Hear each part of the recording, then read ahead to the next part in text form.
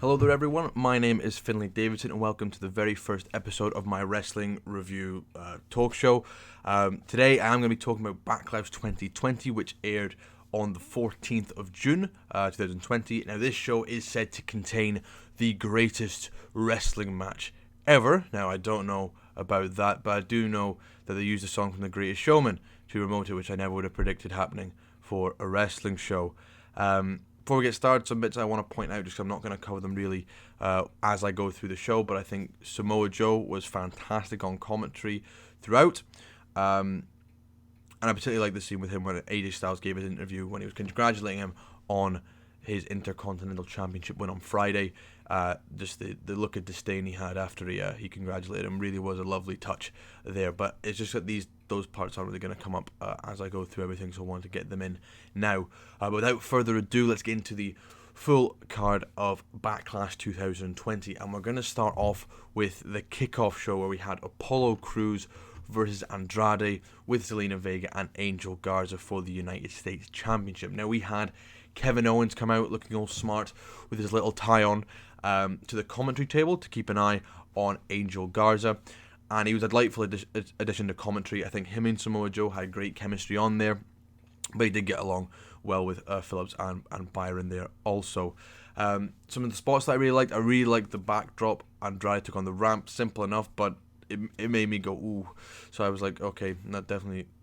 It was a fine little match from two good performers that went back and forth. Angel Garza does try to get involved by getting up on the apron after Cruz does his gorilla press, standing moonsault, standing shooting star press combo. Again, beautiful stuff. But he gets on the ramp and Kevin Owens comes down, hits him with a stunner, which allows Apollo to hit his big powerbomb type move, his finish, and retain the championship. Now I liked it. It was short. I think it was only about 7.5 to 8 minutes long. Kevin Owens great on commentary, and I am interested where Kevin versus Lena's Boys is going to be going.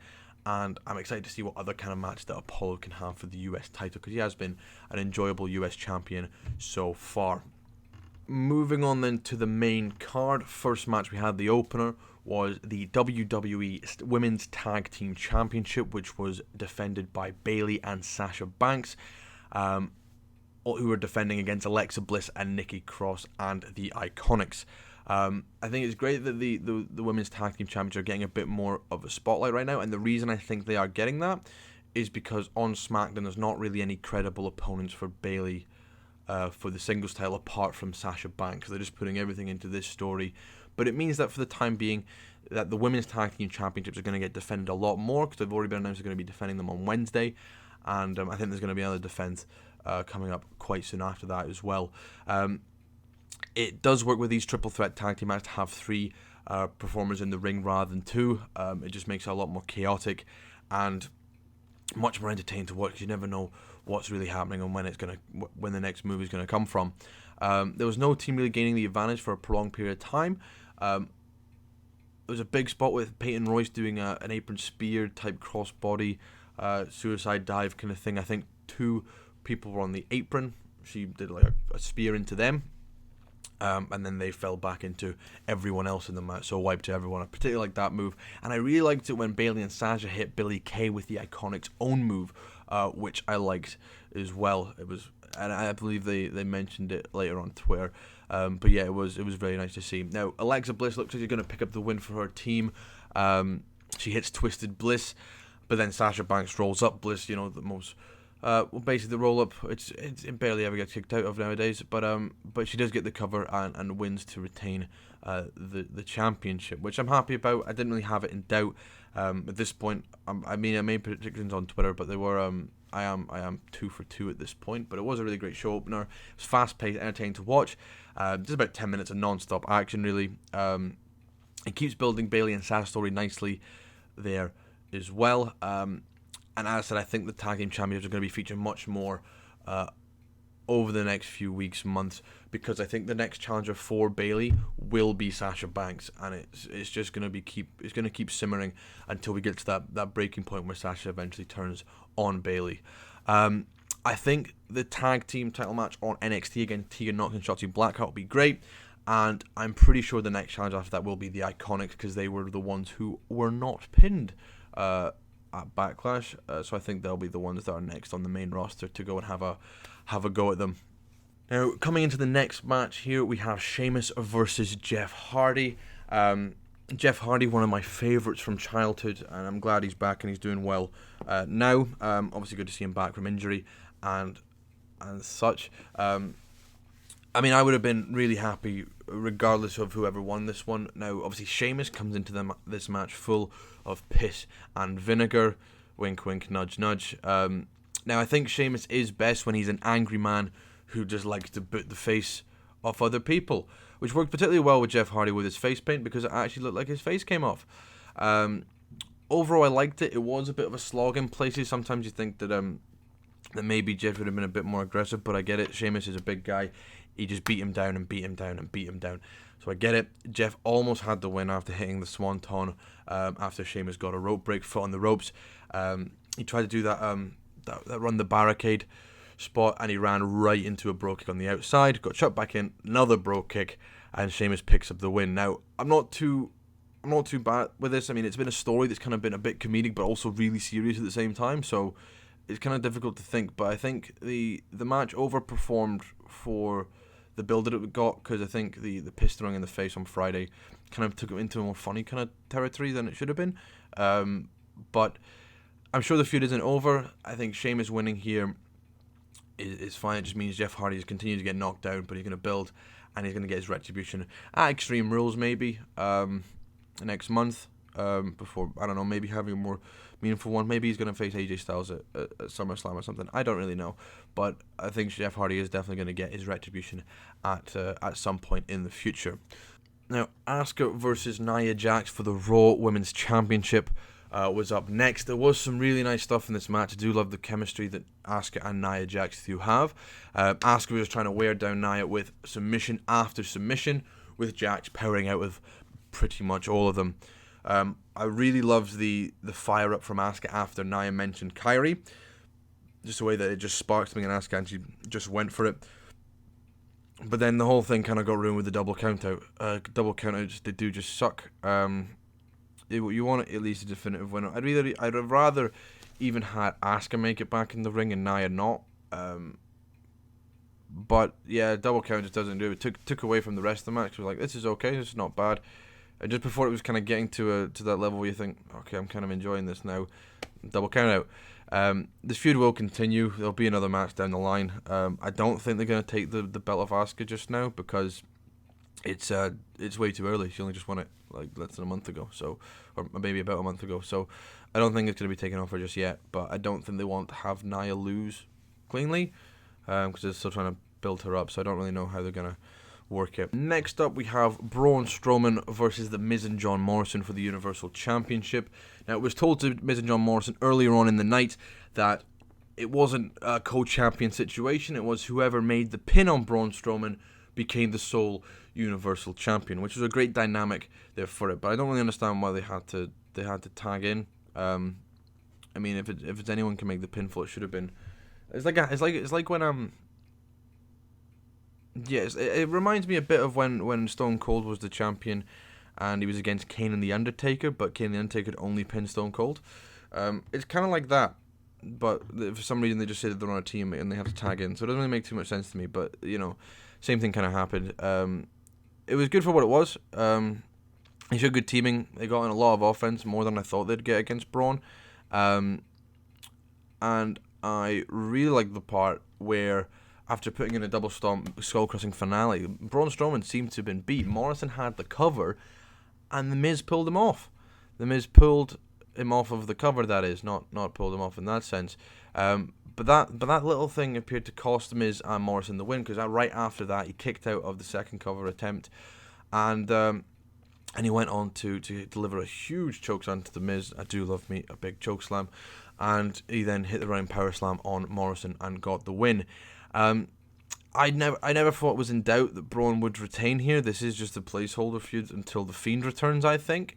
They did what they could with it, but I'm now actually quite intrigued with the Miz and John Morrison story, if there's going to be a bit of dissension there, because Morrison should rightly be pissed that The Miz basically cost him the Universal Championship.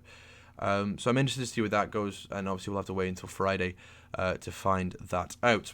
Next up on the card, we had Drew McIntyre versus Bobby Lashley for the WWE Championship. 13 years Bobby Lashley has been waiting for this opportunity, and you can tell because before the match even starts, he's locked McIntyre into the full Nelson and is just draining the strength away from the champion. He still wants to continue, however, and I think a lot of this match was offense from Bobby. A lot of big moves, but Drew keeps on kicking out at one, bringing more shock onto MVP and Bobby's faces. MVP was really great at ringside, just what I want to see from a manager at ringside, just giving quotes like "give him something he can't kick out of." It's similar like Paul Heyman going like "just keep doing it till he doesn't kick out anymore." It's the same kind of principle, and I like that kind of involvement. Even though they didn't directly get involved in the match, I think it adds something to the dynamic. Drew does get in some offense. He gets in little flurries here and there. Dragged him into the barricade. There was a belly into the barricade, which I really liked. But it was mainly all Bobby. Bobby goes for the full Nelson again, but can't quite get it in. Now Lana comes out. I believe it's after a near fall where Drew kicks out at 2. Lana comes out and says the referee was cheating. Accidentally distracts Bobby by doing this, which allows Drew to hit the Glasgow Kiss, followed up by a Claymore to retain. Match felt like awards that should have. Bobby Lashley has felt like a killer and a real threat in recent weeks. Ever since after losing to Aleister Black, really at WrestleMania, he's looked dominant. I was able to kind of see the Lana finish coming when they showed a screen of her watching it backstage at the start of the match. I'm like, she's going to get involved at some point. But as a Scotsman myself, I never want to see Drew lose ever. So I'm okay with it.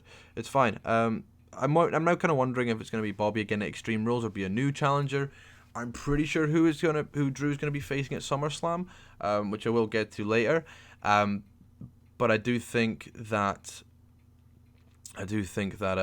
it could be Bobby again for Extreme Rules. Maybe not. I don't know. We'll have to wait and see.